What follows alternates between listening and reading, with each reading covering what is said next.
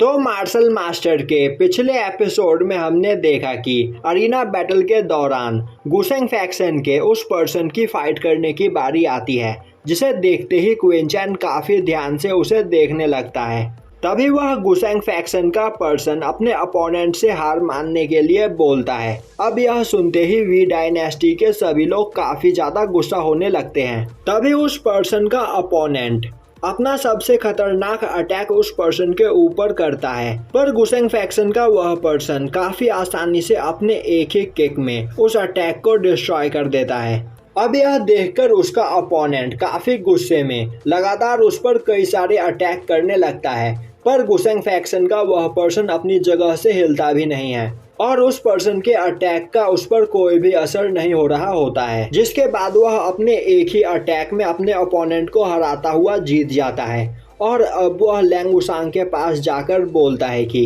अगर तुम में हिम्मत है तो इस जगह पर मुझसे फाइट करो, और यह बोलता हुआ वह वहां से चला जाता है। वहीं उस पर्सन की पावर को देखकर लॉर्ड लिंगवू सोच रहे होते हैं कि यह पर्सन मुझसे ज्यादा पावरफुल है, पर गुसिंग फैक्शन का सबसे पावरफुल पर्सन नियान साओ था, जिसे क्वीन चैन की मॉम ने काफी आसानी से हरा दिया था।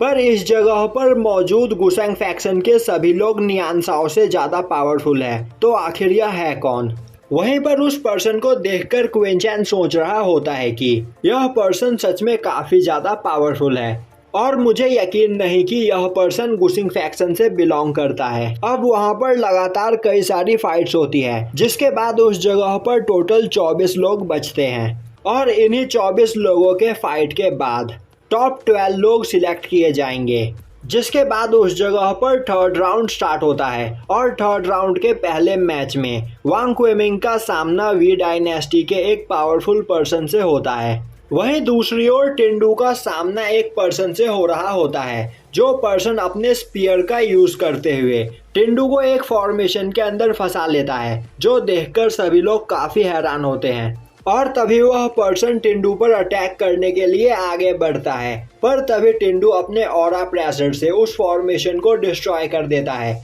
और अब वह काफी तेजी से उस पर्सन पर अटैक करता हुआ उसके स्पीयर को तोड़ते हुए उसे घायल कर देता है, जिसके बाद टिंडू वह फाइट जीत जाता है। वहीं दूसरी ओर मैंगसिंग नाम का एक पर्सन भी अपने अपोनेंट को हराता हुआ उससे जीत जाता है। वहीं वांग क्वेमिंग अपने अपोनेंट से फाइट कर रहा होता है, पर उसका अपोनेंट काफी ज्यादा पावरफुल होता है और उस फाइट में वांग क्वेमिंग काफी ज्यादा घायल हो चुका होता है। वहीं उसके अपोनेंट की भी हालत खराब होती है, पर उसका अपोनेंट भी हार मानने को तैयार नहीं होता है, पर वांग क्वेमिंग भी बिना रुके फाइट करता रहता है और एक लॉन्ग बैटल के बाद फाइनली वांग क्वेमिंग जीत जाता है, पर उस फाइट में वह काफी बुरी तरीके से घायल होता है। तभी क्वीन चैन उसे एक पिल खिलाते हुए उसे उस जगह पर आराम करने को बोलता है। अब उस जगह पर अगली फाइट लिंगसान और वी डायनेस्टी के एक पर्सन में होती है और इस फाइट में लिंगसान हार जाती है।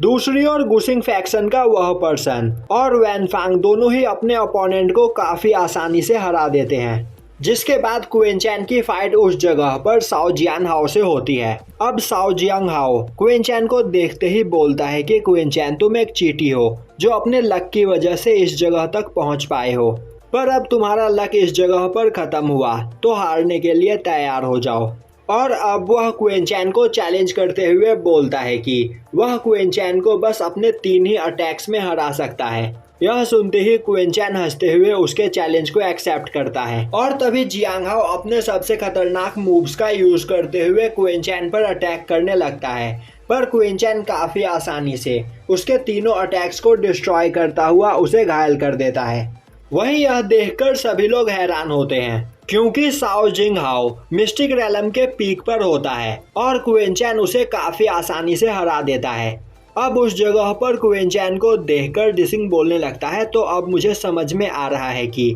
आखिर क्वीन चैन और क्वीनसू मेरे सामने खड़े होने की हिम्मत क्यों दिखा पाए। तभी टिंडू बोलता है, मैं तो चाहता हूँ कि इस जगह पर क्वीन चैन मेरा अपोनेंट हो, जिसके बाद मैं क्वीन चैन को उसकी औकात दिखाऊंगा। दूसरी ओर क्वीनसू की फाइट एक पर्सन से हो रही होती है, जिसे वह काफी आसानी से हरा देती है। अब उस जगह पर क्विनसांग नाम के एक पर्सन की फाइट वी डायनेस्टी के एक पर्सन से होती है और वी डायनेस्टी का पर्सन काफ़ी ज़्यादा पावरफुल होता है और अपने स्पीयर का यूज़ करते हुए वह लगातार उस पर अटैक करता है, पर क्विंसान काफ़ी आसानी से उस पर्सन के सभी अटैक्स को झेल जाता है, जो देखकर सभी लोग हैरान होते हैं और बोलने लगते हैं कि इस पर्सन के स्पीयर अटैक से बड़े बड़े माउंटेन भी डिस्ट्रॉय हो जाते हैं। पर उस अटैक से क्विंसान इस जगह पर हिला भी नहीं और अब क्विंसान अपने ब्लड बीस्ट ब्लड लाइन का यूज करते हुए उस पर्सन को हरा देता है और वह मैच जीत जाता है। पर हारने से पहले वह पर्सन एक मौका देखकर